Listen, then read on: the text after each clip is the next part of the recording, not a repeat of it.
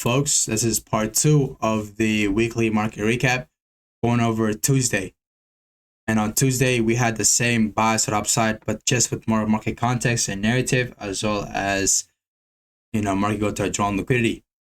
And on Tuesday, as you could see right over here, we were bullish over on a drawn liquidity. We had a near continuation. We had SMT, CRT to the upside. We had a 4 key level.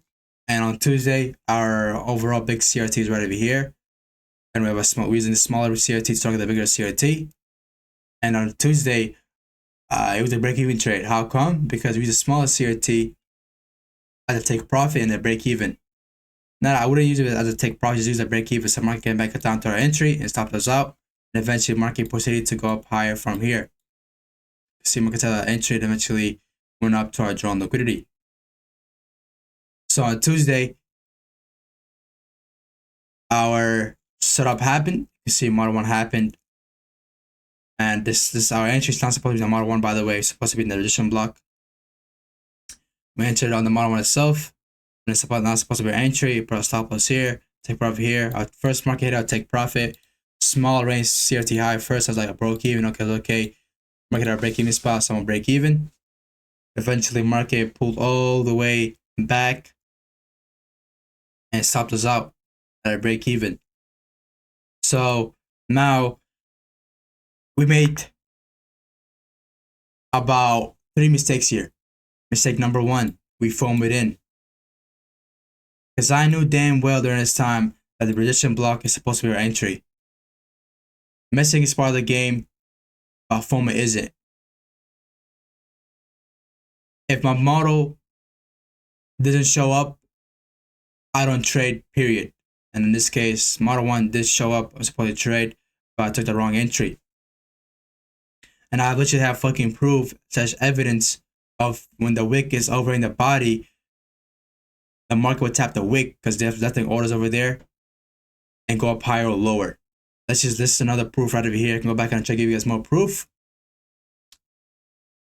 Let's go. Let me give you guys more proof here. Actually, I'm gonna do that. And let me give you guys some proof right over here, which is from last week. Right over here, proof number 1. Rejection block. I have so many fucking proofs here. Like I could go all day on here, right? I could go all day on. Proof number 1. Proof number 2. And I could go all day on. I could go all day on these proofs, right? So I'll let you have proof when the wick is over in the body and we'll take the wick and go up higher because the wick has left-in orders. This is just price action detail. This is what I see. But wondering, well, how do you know this? It's through price action details. I've been studying the charts that I constantly see the wick getting tapped when the wick is over in the body. And so I see that constantly happening. I'm like, I don't know why the fuck am I not answering on that. Having a FOMO problem here. And then second lesson is why I use a smaller range as a break-even spot. So market came back down, stopped us at our break-even and went up higher. So the lesson of the second lesson is I do only use the smaller range as an execution to target a bigger range. This is a smaller range. We're using this smaller range to execute on the bigger range. I do not use a smaller range as a break-even or a take profit. I only use it as an execution. No other things. You can see this is a beautiful trade, 11.1 RR. It's supposed to be a fucking, if I enter the right entry, a 30 fucking RR. But when well, that's unrealistic in your fucking eyes. I've had setups where what, 60 RR, 60% gain. It's not unrealistic here. So the lesson is, that's the second lesson. And the third lesson is we're supposed to enter the resistance block. We cannot foam win. And yeah, that's the lesson of Tuesday.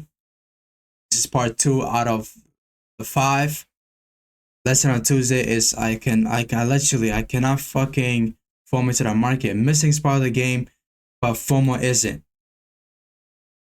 I have proof of the resistance block getting tapped. I just showed you guys proof. I have proof of the resistance block getting tapped.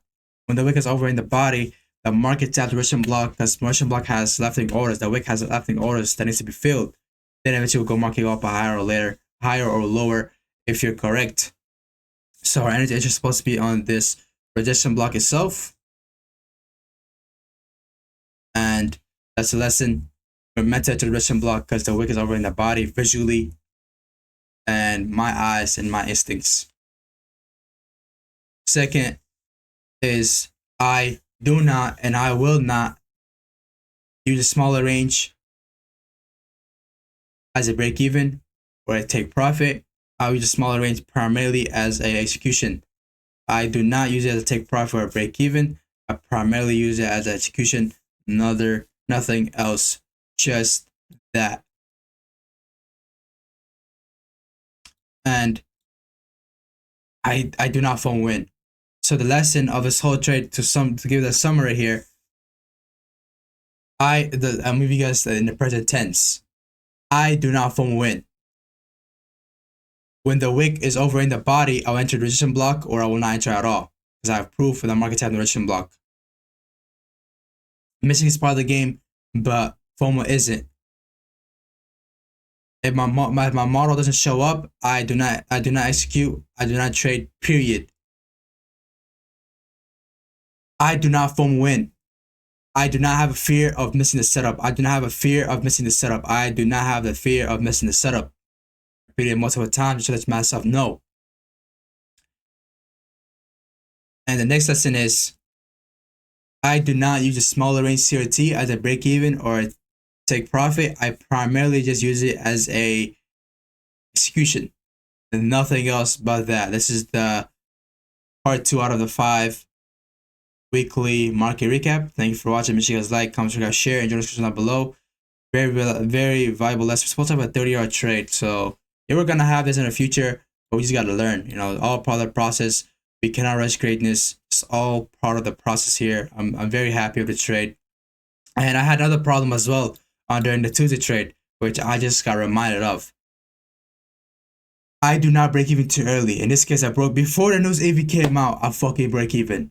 I thought, okay, I'm gonna lose like I don't want to lose more than 3% because I'm breaking the trading guideline rule on the prop firm. But that's per trade. In this case, I had 2 trades, like 2 trades risking 2% because if I do one trade risking 2%, that spread is too wide.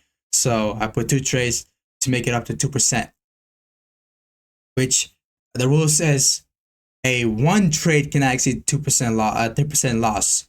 But in this case, I'm doing 2 trades, so if I lose, I'm losing like what, 1.5% each. I'm not losing 10% each, right? So I do not break even too early. I only break even when take profit gets hit. Otherwise, I do not break even. Now let me go read the rule for you guys that I wrote on Tuesday. When the take profit is hit, I move to break even. I do not try out my stop loss beyond the break even point, regardless of news or other factors. When my take profit gets hit, I move off to break even and take partials. I'm not greedy. I don't try to hold and hope the next take profit gets hit. A partial and break even, non-negotiable. If I don't, I risk making nothing. And making something is always better than making nothing. Motion is better than no motion. I'm not greedy. A partial when take profit is met. I do not assume we go any further. I take my piece of the pie. And I had another rule of this as well. I set the break-even point carefully. I avoid premature adjustments. I do not break even too early. I break even when my take profit gets set, no matter what. I do not try my stop loss beyond the break-even point. Break even just because there's an NFP, just because there's a news or I'm up a couple pips. I do not break even unless take profit gets hit. No matter what, I do not break even too early. I only break even when my take profit gets hit. I do not start my stop loss too early or do a pre-immature adjustment. Even if there's a news or I'm up a couple pips, I only break even when my take profit gets hit, or I'm not breaking even at all. And I partial as well. So yeah, that's the lesson of Tuesday. I broke even too early. And that's the next lesson as well. So yeah, see you guys later. Peace out. Join the description down below and I'll see you guys later. Peace.